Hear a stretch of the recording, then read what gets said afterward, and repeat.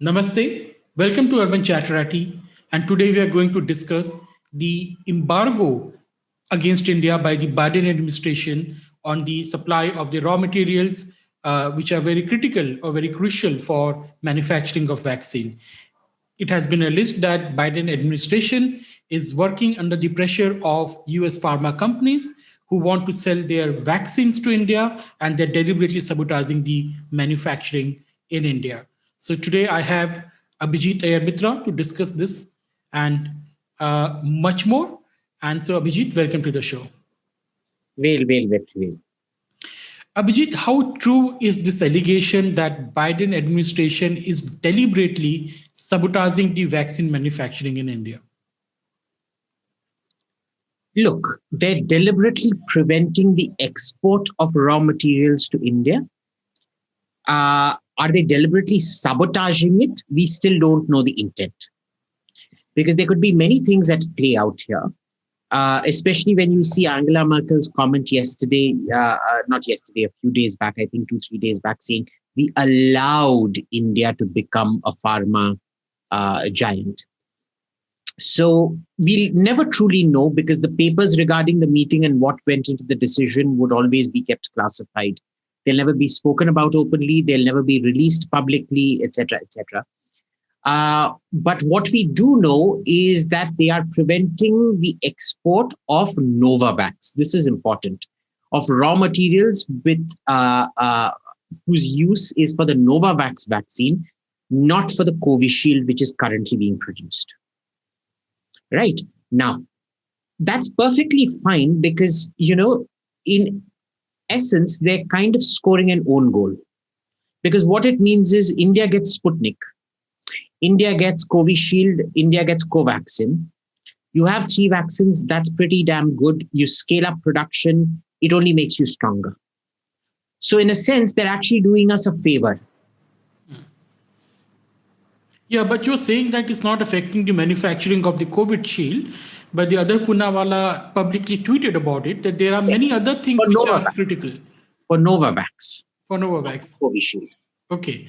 So, but when you talk about the Biden administration, despite all this big words about democracy, liberalism, America is back, and all those things, the Biden administration is behaving worse than Trump, it seems. Trump didn't behave very badly. Right? He only spoke badly. Right. If we needed help, the help was usually sent. With Biden, for all his talk about, globalism and, we're all going to hold hands and sing Kumbaya, it's a very good lesson for Indians who voted Democrat in America. Because, secretly, I'm hoping something happens to their family members as well under this particular wave. But other than that, it says a lot about the complete cluelessness of most of the foreign policy commentariat and the so-called responsible, informed commentariat, self-proclaimed responsible and self-proclaimed informed commentariat, saying that Biden would generally be better for globalism and all of that, which is proven to be absolute rubbish across the board. Because remember, this isn't the first.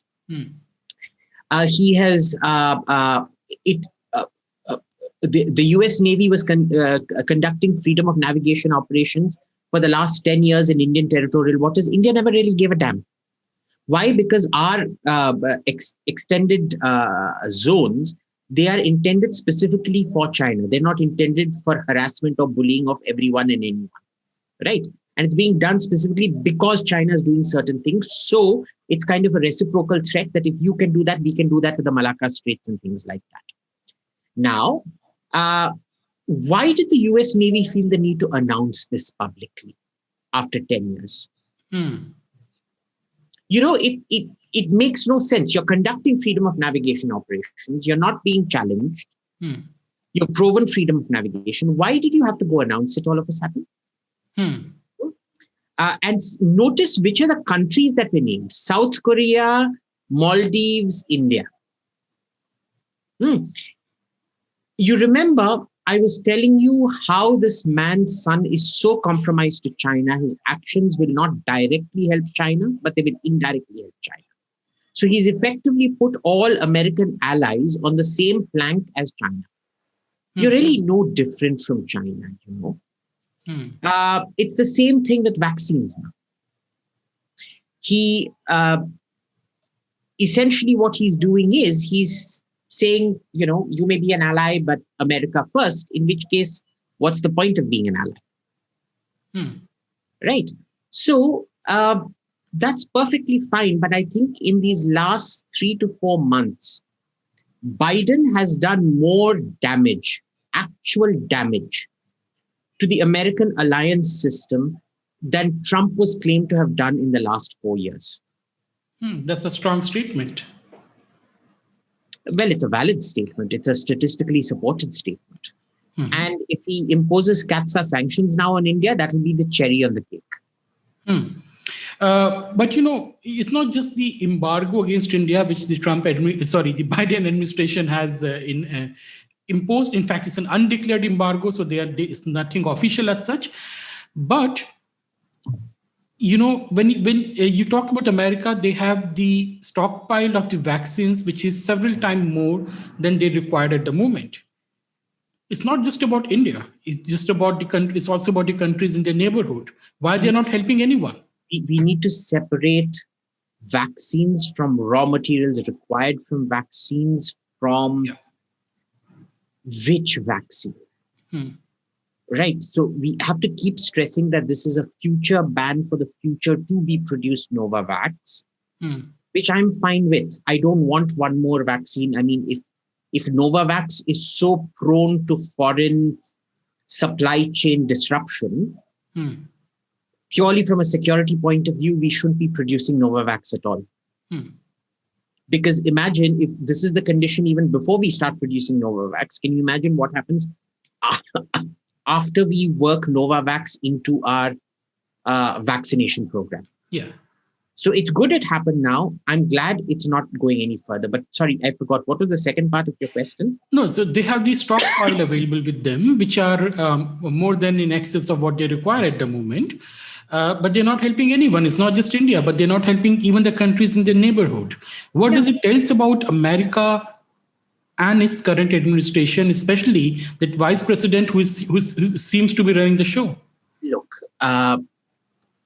the vice president may be running the show, but even she's really a puppet.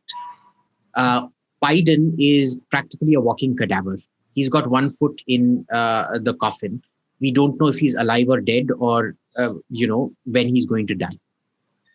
Now, that being the case, you have to understand it's a whole very, very powerful bunch of Democrat Party interests running the government. And those Democrat Party interests are further controlled by different, corporate interests and things like that.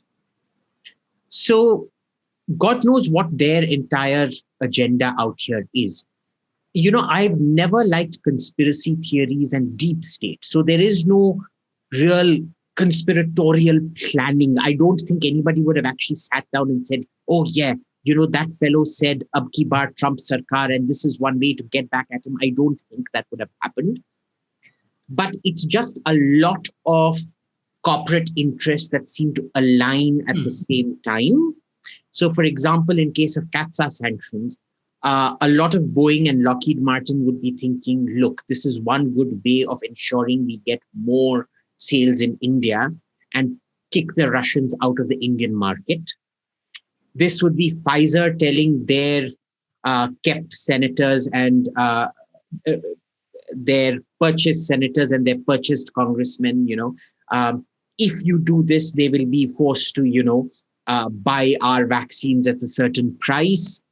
This would be some idealist at the Navy who thinks, freedom of navigation isn't about alliances, it's about principles, and therefore putting this all out. The problem is it's all coming together in a perfect storm. Right? This is a classic case of Hanlon's razor. Never attribute to malice what you can to stupidity. Hmm. And when your president is basically a walking cadaver, and his vice president is so compromised to corporate interests, and his son is so compromised to foreign interests, we don't really know where control of is the US government even actually being controlled. I mean, look at the mess they have on the southern border. Hmm. Politico actually had to ban its staff from referring to what's happening in the southern border as a crisis. None of them are even sending their reporters or even screaming at the fact that they're not being allowed to send their reporters. Can you imagine if this had happened under Trump? Of course not. Yeah. So there you go. But we're seeing the same in India as well, So the disaster statistics are from Delhi, Mumbai, and Chhattisgarh, but all the reporting is from Lucknow. But anyways, so we know that kind of politics. We know it very clearly. Not just Lucknow. Remember, most of these channels, they're getting huge ad funding from Arvind Kejriwal. Yeah.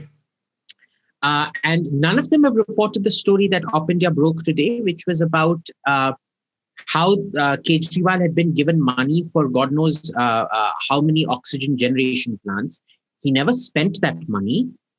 And that money's been given mostly to NDTV and all these other TV channels to run their ads. Now tell me, if these channels are so morally outraged, why don't they just give up the ad revenue and say, this is NDTV's contribution? Instead of the ad revenue we got from the Delhi government, we are buying 2 oxygen generation plants for the people of Delhi. They can do that, no?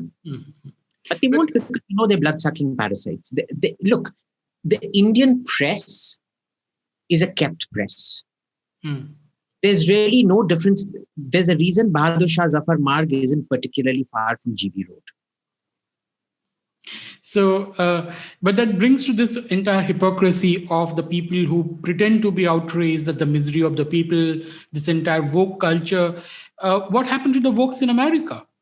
Why they're not in the street and saying Asian life do matter, that you help the other countries? What happened to these people in the New York Times and Washington Post? Why there's no cover story that America is the greatest hoarder of the life-saving drugs in the world, but the entire world is facing the pandemic? Because it was never about principle. Look, all these so-called revolutionary movements, they're always about some smart manipulator who's able to manipulate a whole bunch of zombies. Tell me one revolution that didn't happen on the back of zombies. I mean, I'm not actually talking about real movie style zombies, but I mean, I'm using the word zombie figuratively. But that's what Black Lives Matter, Antifa, and all these movements are. They're essentially extremely low IQ, stupid people, foot soldiers who are cynically manipulated, and that is what leadership is about. Leadership is about making morons of other people. Right? Statesmanship. A very cynical way of looking at leadership. Well, yes, okay. Look, statesmanship is when you have a great ability to screw over millions of people, but ultimately deliver something that's for their good. Leadership is when you have an uncanny ability to screw people over and make them enjoy the process of getting screwed over. Just like in Delhi, that Mohalla clinics and happiness classes. Of course, what happened to the Mohalla clinics? 90 crore worth of ad revenues were given to the media last month only, instead of setting up an oxygen plant. Do you know how much a oxygen plant costs? 20 crore? 20 crores. Right. That was 5 oxygen plants right there, wasted, given to NDTV and co instead. Yeah. And he's still not doing anything. That's the He's still spending money on ads. No, he's not. Even now, every 10 minutes, there are Delhi government ads running. He hasn't even cut off the payments and diverted it to this thing. And then he comes on TV begging, sir, aap ye kar dijiye, sir, aap wo kar dijiye. Yeah. Basically, he wants to do nothing. He wants the center to do everything. Yeah. So you look at the two ideological. And then when the power gets delegated to the lieutenant governor, he says, oh, this is a travesty of justice. This is a trampling of constitutional values. So basically, Delhi Vidhan Sabha, Delhi government is not even a glorified municipality. It's a joke. It's a joke. But that is important because you see the Kerala is ruled by the communists. They have managed it, the oxygen supply. UP is ruled by Hindutva government. They are building the new oxygen plants the last few days at a very frantic speed. Many oxygen plants are online and the oxygen supply is getting to ease. It is not yet under control, but it's getting to ease. But this person sitting in heart of Delhi is doing nothing.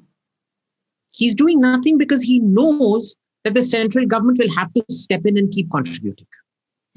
Because see, the Delhi government can never fail because the moment it's on the brink of a financial crisis or something like that, because this is where the central government is, it will always top up funds. It will always end up contributing, which is why Delhi gets more public money spent on it than any other city in India. Yeah, true. Right. Now, the thing here is, this is why I have always been against statehood for Delhi. Yeah. It allows for too much. When the state government and the central government are in the same boat, it's perfectly okay. When they are not, it becomes very, very, very problematic. True. But coming back to Biden and his America, I think the public sentiment in India has turned against America. It's not just about this vaccine thing, but also other thing which Biden has been doing. What do you think is going to be the future of diplomacy between the two countries, and whatever happened to Quad?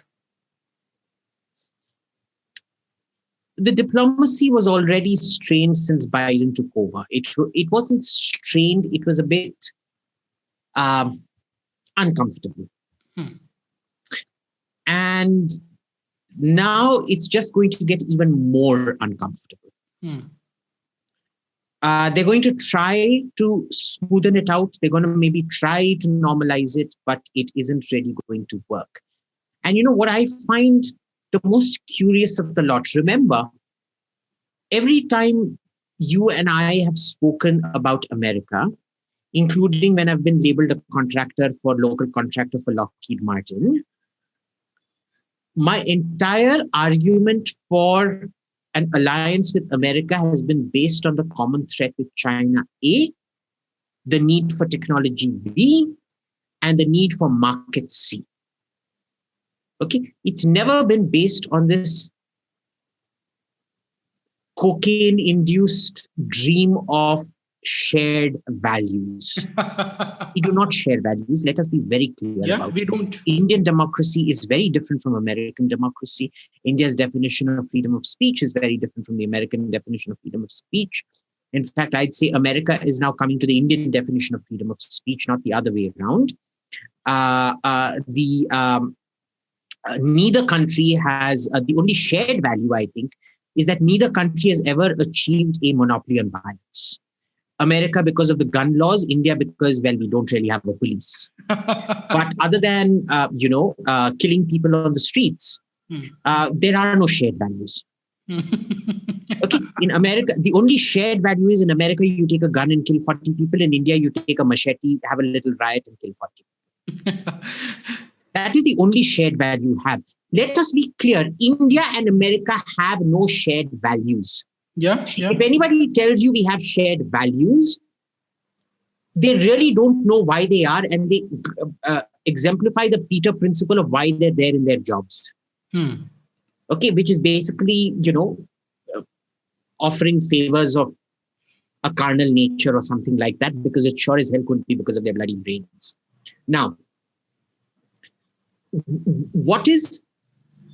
even if you assume that the Nehru, Gandhi, Rajiv Gandhi period was this glorious era of free speech and things like that, if it was based on shared values, why were India-America relations absolute rock bottom at that point of time? I mean, was India a great paragon of democracy in 1971 when the Americans sent the fleet against us? No, it was purely because of the USSR and India's friendship with the USSR. Okay, and let's be clear. The only common agenda that India and America have is China. Agreed. That is it. We don't agree on the Middle East. We don't agree on Iran. We don't agree on Russia. We don't agree on the EU. We don't agree on the freedom of the seas. What the Don't hell do we agree agree even on? on Bangladesh and Myanmar. Absolutely.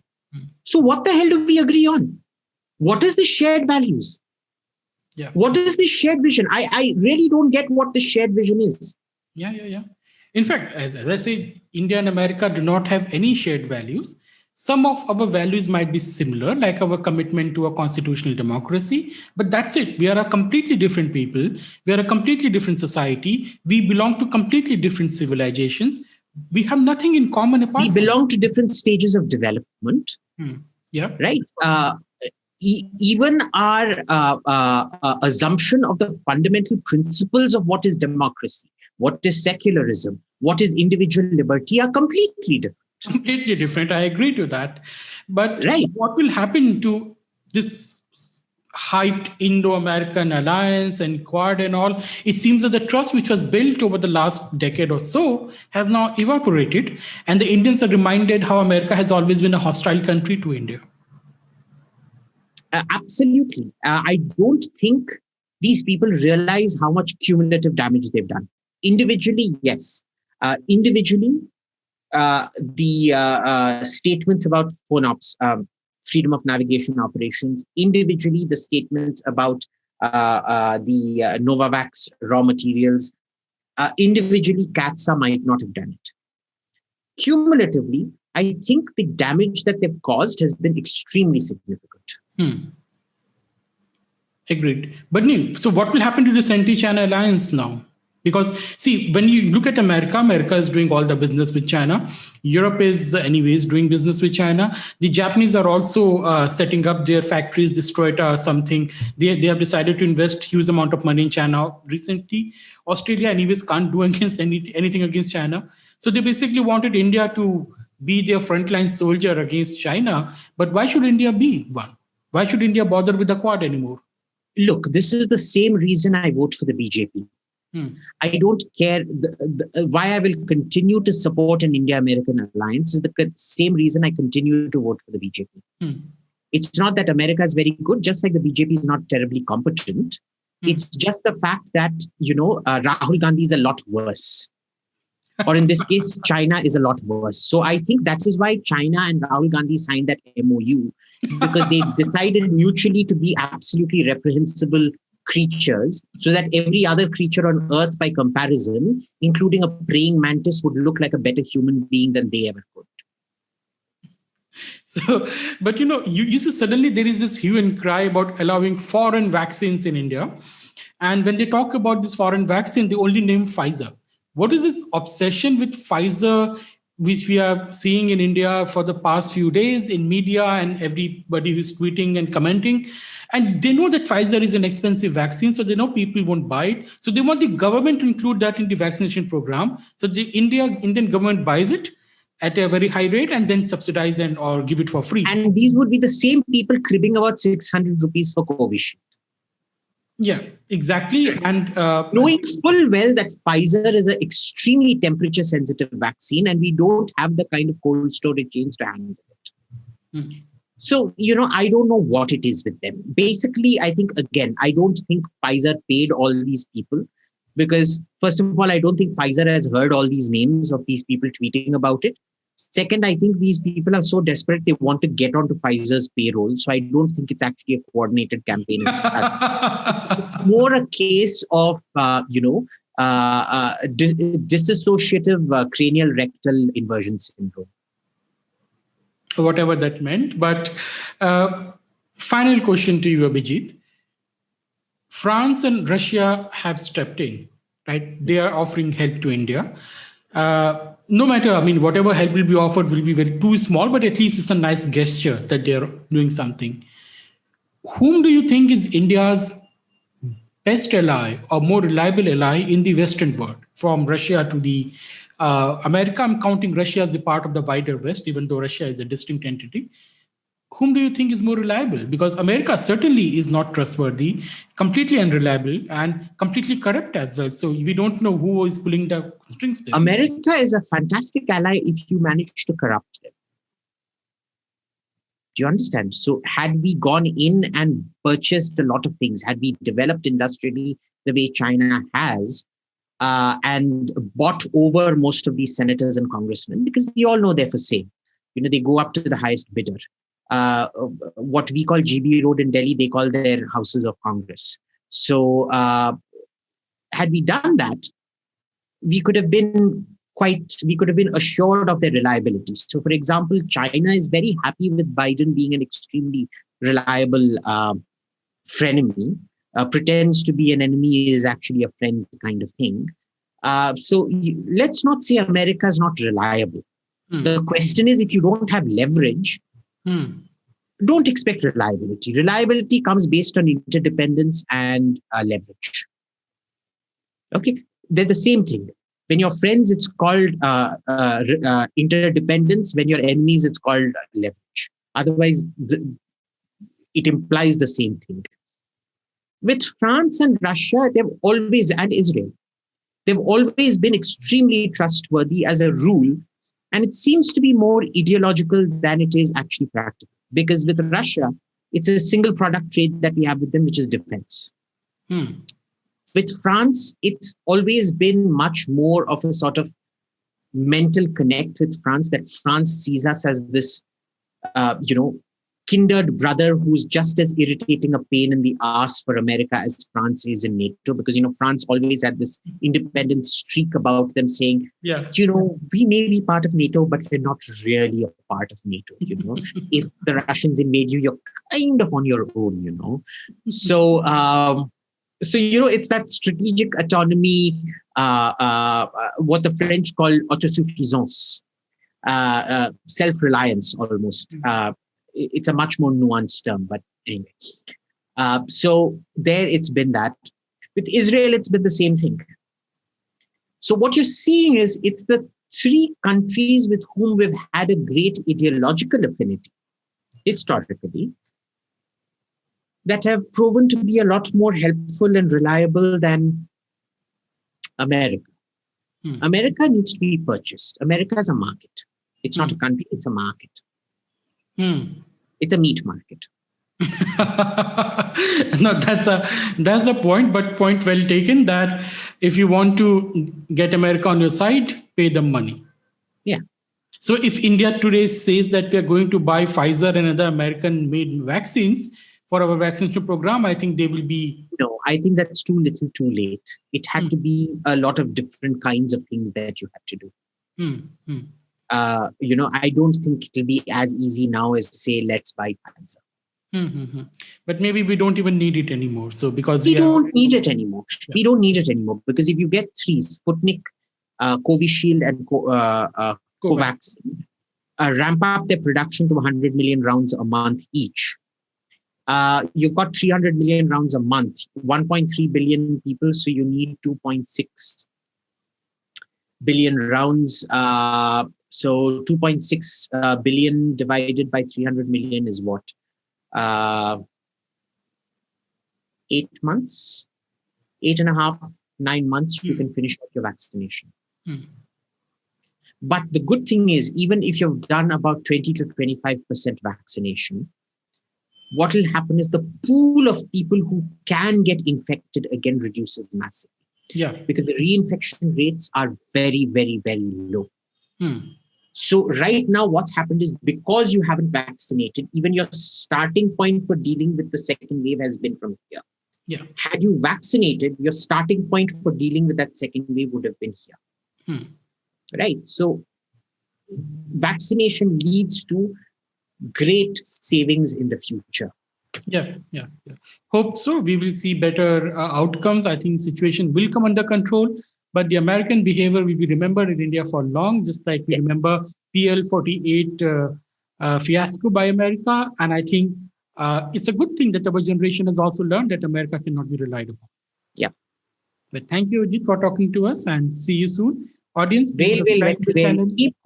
Keep hope. Don't lose hope. Remember, whatever it is a supply chain disruption. It's more of a transport disruption and a logistics disruption. It's going to smoothen out in another 3 to 5 days maximum. and vaccine production is going to ramp up. By 1 month, most of the people watching this show should have been vaccinated. The drug and oxygen situation will stabilize in another 3 to 5 days. Just keep hope. Don't allow yourself to get dragged down, because there is nothing worse than getting demoralized at a time like this. Okay, so veil, vetriveil, keep hope. Wise words from Abhijit, and please don't forget to subscribe and join the channel so that you can keep getting updates when I get Abhijit next on the show. Thank you.